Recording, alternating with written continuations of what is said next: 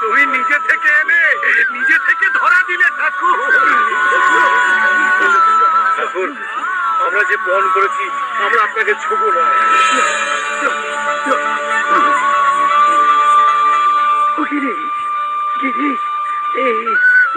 তুমি যে এই সম্পর্কে এত কিছু বলে বেড়াও, তা তুমি এর কি জেনেছো? হ্যাঁ, কি বুঝেছো? স্বয়ং ব্যাসদেব বাল্মীকি যার হত্যা করতে পারেননি, এই অধম তার সম্পর্কে কি বলবে? কি আর অধিক বলতে পারে? ভবসাগর তারণ কারণ হয়ে, ভবসাগর তারণ কারণ হয়ে। ঠাকুর, ঠাকুর আমাকে কৃপা করুন, ঠাকুর আমাকে কৃপা করুন। তোমার তো হয়ে গিয়েছে, হয়ে গিয়েছে, হয়ে গিয়েছে। আপনি যখন বলছেন তখন নিশ্চয়ই হয়েছে, কিন্তু আমার যে অল্পবিস্তর জ্ঞান আছে তা করে দিন আপনি। আচ্ছা আচ্ছা।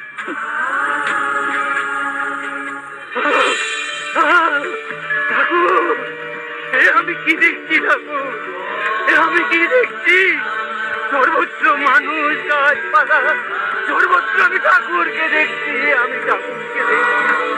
ঠাকুর, আমি আর সহ্য করতে পারছি না। ঠাকুর, ঠাকুর, এই মহাপাপ আমি আর ধরে রাখতে পারছি না। এই ভাব থেকে আমার উপশম ঘটিয়ে দাও ঠাকুর, উপশম।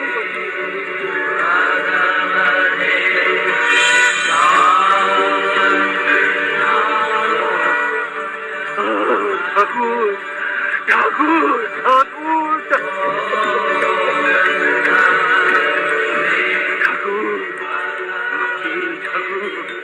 ঠাকুর, আজ কৃপা কল্পতরু হয়েছে আমাদের জন্য। ভক্তের ভগবান আজ মনোবাঞ্ছা কৃপা কল্পতরু।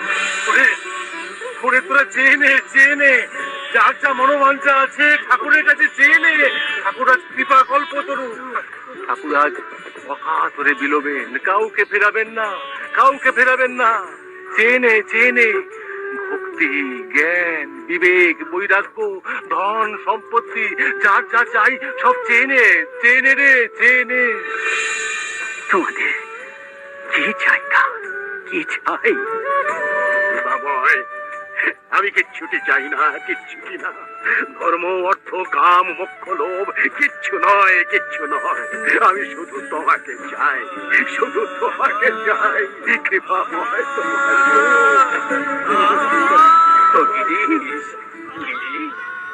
এবারে একবারটি চাও, কৃপাময়।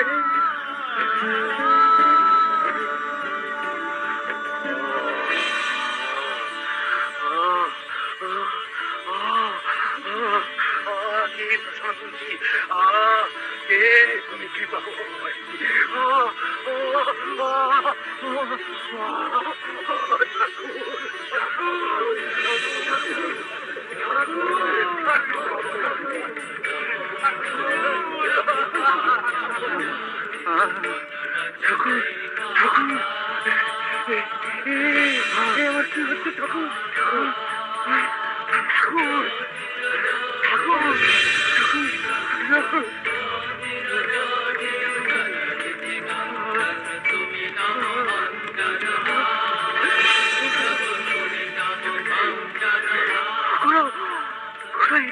কি দিলে?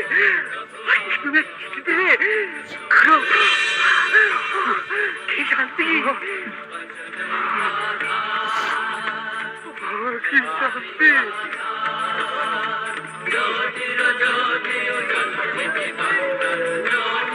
তোমাদের আরে কি বলবে? তোমাদের সবার চৈতন্য হোক, তোমাদের সবার চৈতন্য হোক। 1886 সালের 1 জানুয়ারি কাশীপুর উদ্যানবাটি। বেলা তখন 3টে। ভক্তের ভগবান নিজেই এসে ধরা দিলেন গৃহীদের কাছে, সব বাধা, সব নিয়ম দূরে সরিয়ে দিয়ে। যেন বললেন, ওরে তোদের কোথাও যেতে হবে না, সংসার ছাড়তে হবে না, তোরা থাক তোদের নিজের জায়গায়। আমি তোদের জন্য আমার সমস্ত অমৃত উজাড় করে দেব। তোদের ঘর আমার ঠাঁই, যা আছে ভুবনে তাই তোর ভবনে, যা কোথায় তাই হেথায়। আমি তোদের জন্য 16 আনা করে গেলাম, তোরা 1 পয়সা করিস তাতেই হবে। যত মত তত পথের দিশারি হে মহাবৃক্ষ, তুমি আমাদের প্রণাম নাও। রামদাদা জিসি এসব কি বলছেনটা কি?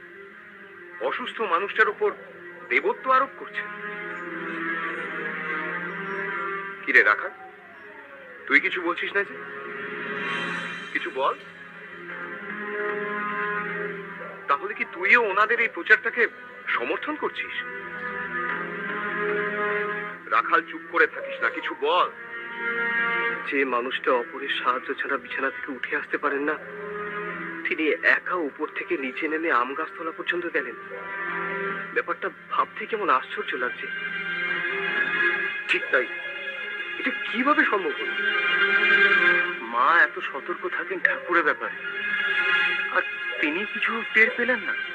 অথচ সিঁড়ির নিচে মায়ের ঘর, কাঠের সিঁড়ি, উপর থেকে নিচ আর নিচ থেকে উপর উঠলেই পায়ের শব্দ হয়, আর মা ঠাকুরের পায়ের আওয়াজ টের পেলেন না। মা রামায়ণ পাঠ করছিলেন শশী, তাই হয়তো টের পান। হয়তো খুব মনোযোগ দিয়েই পড়ছিলেন। ও নরেন, মা সেই সময় যে কাজেই থাকুক না কেন, ঠাকুরের পায়ের শব্দ শুনতে পেলেন না? এটা কি হতে পারে? তুমি কি বলতে চাইছো যোগী? মানে ঠাকুর হয়তো কাউকে টের পেতে দিতে চাননি, মাকেও না।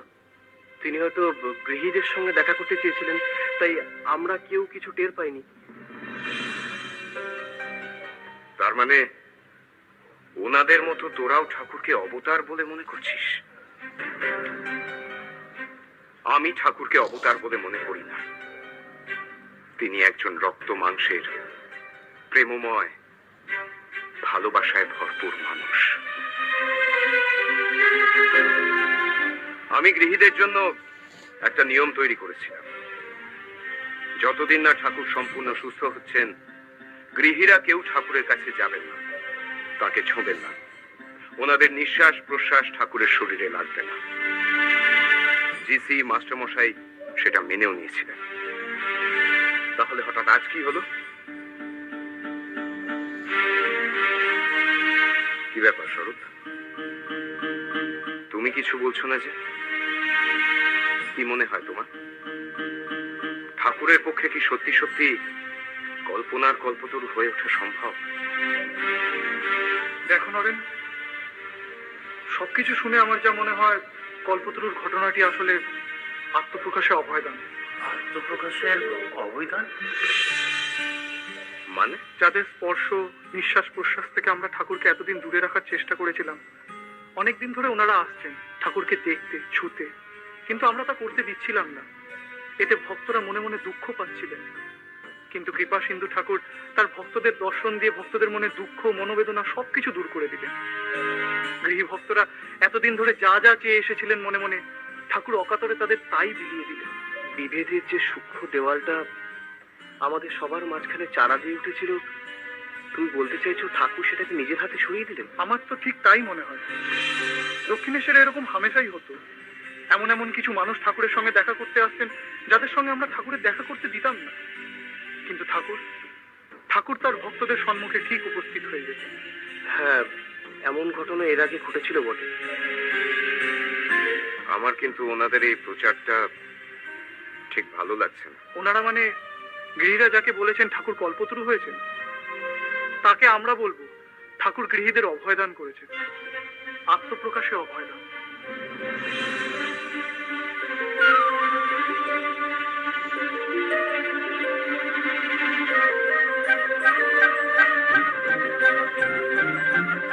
এবার থেকে আমরা এটাই মানব, ঠাকুর গৃহীদের অভয়দান করবেন। আর এই অভয়দানকে যদি রামবাবু বা গিরিশ দ্বারা যদি কল্পতরু মানেন, তো মানুন না। দক্ষিণেশ্বরের ঠাকুর শ্রী শ্রী রামকৃষ্ণ পরমহংসদেব অবতার, একথাই গিরিশ ঘোষ। শরণ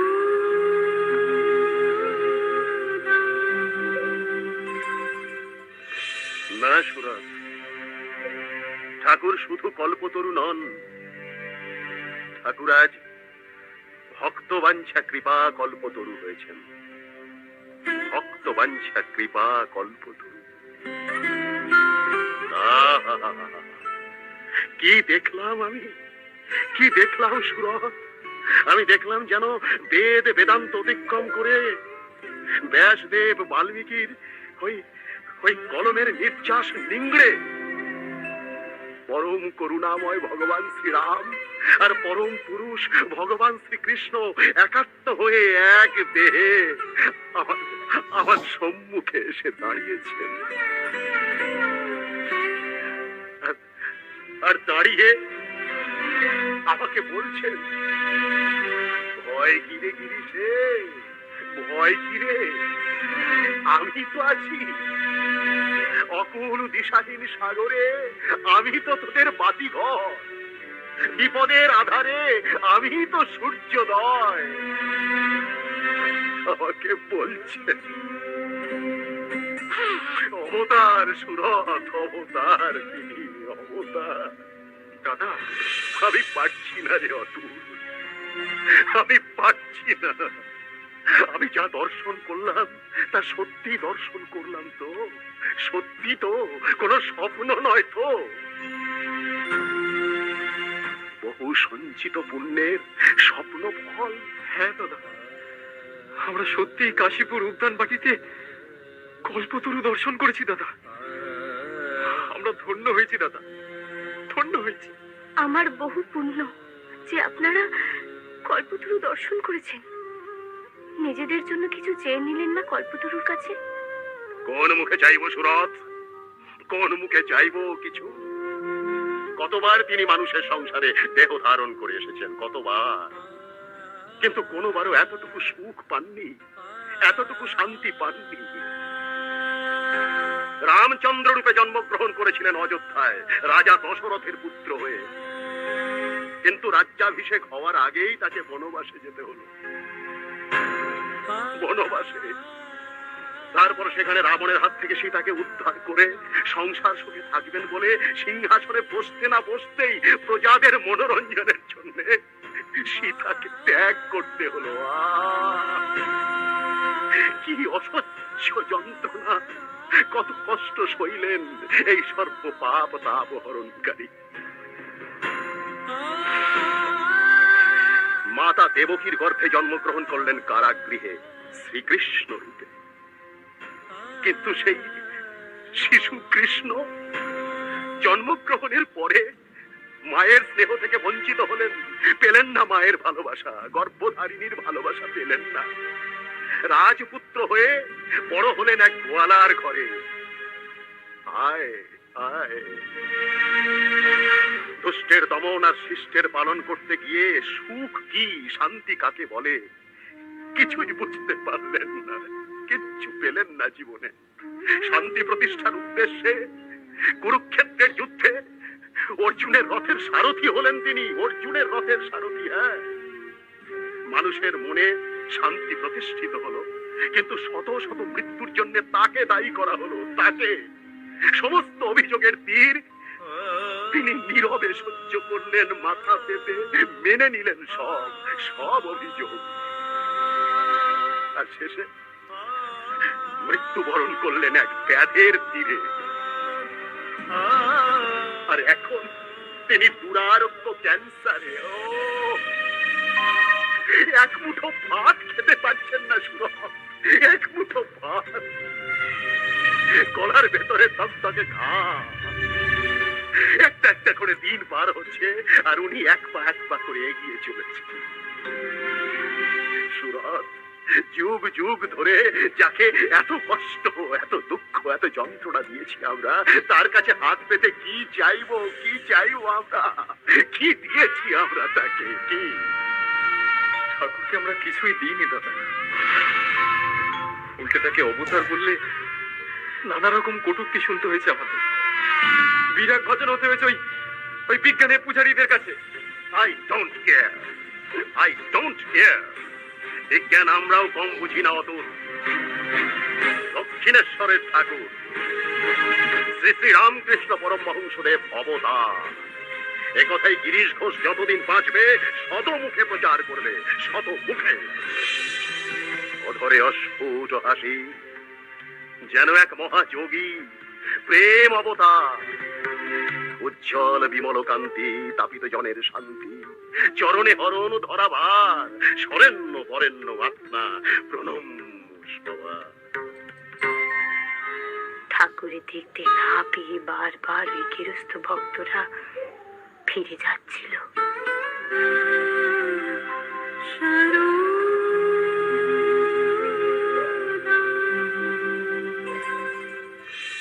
নরে, তোর কি মান করা সাজে রে বাপ? আয় দেখি, আয় ভেতরে আয়।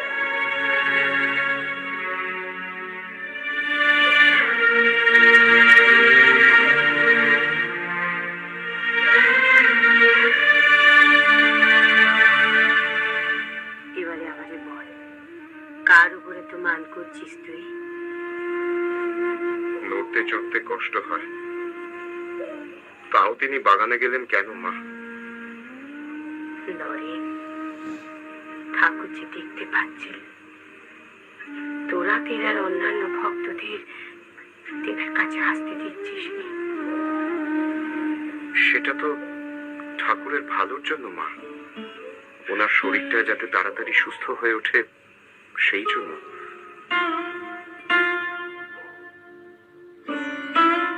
আর ঠাকুরের মনের কথাটা তোরা বুঝলিনি নরেন? ঠাকুরে দেখতে না পেয়ে বারবার ওই গৃহস্থ ভক্তরা ফিরে যাচ্ছিল। ঠাকুর হয়তো মুখে কিচ্ছুটি বলতে পারছিলেন, কিন্তু মনে মনে তিনি সব টের পাচ্ছিলেন বাপ। ঠাকুর যে সকলের ঠাকুর রে বাপ, তোদের মতো ত্যাগীদের, আবার ওদের মতো গৃহস্থদের। একটা বড় সংসারের কর্তার মতো তিনি বাপ সকলে। আর কোন বাপ চাই বল দেখিনি বেটাদের ভিন্ন হওয়া দেখতে? কিন্তু আমরা তো কাউকে ভিন্ন করে দেখিনি মা। তোরা দেখিসনি, কিন্তু ওরা হয়তো মনে মনে এটাই ভাবছে যে তোদের দিয়ে নিজেদের ভিন্ন। আর ঠাকুর এই ভিন্ন হওয়াটাই পছন্দ করছেন, তাই তিনি তোদের দেখিয়ে দিলেন তোরাও যেমন ওরাও তেমন তোদের কাছে। অতটা সময় বাগানে থাকার জন্য, অত কথা বলার জন্য ঠাকুর কিরকম কাহিল হয়ে পড়েছেন। সে তো কদিন ধরেই তিনি কাহিল রে বাপ। সকালে সকালে একবার ওখানে গিয়েছিল, দেখলুম তিনি ঘুমোচ্ছেন। দুপুরে কোনো রকমে একটু পাতলা সুজি তেনারে খাইয়ে দিয়ে এলো। যে মানুষটা বিছনা দিয়ে উঠতে পারছিলেন, সেই মানুষটা বিছনা দিয়ে একলাটি উঠে একলাটি দোতলায় গেলেন। কেমনি বল দেখিনি? আমি তো ঘরের মধ্যেই ছিল, কই কিছুটি টের পাইনি আমি। আর লাটুরাও তো কেউ কিছুটি টের পাইনি। ঠিক যেমন ভাবে তিনি গিয়েছিলেন তেমন ভাবে আবার ফিরিয়েছিলেন, যেন তেনার শরীরে কোনো রোগ ব্যাধি কিচ্ছুটি নেই।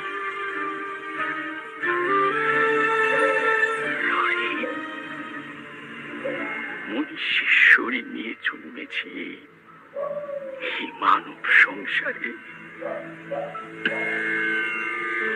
মনীষীদের জন্য কিছু করে যেতে চাই রে লরেন।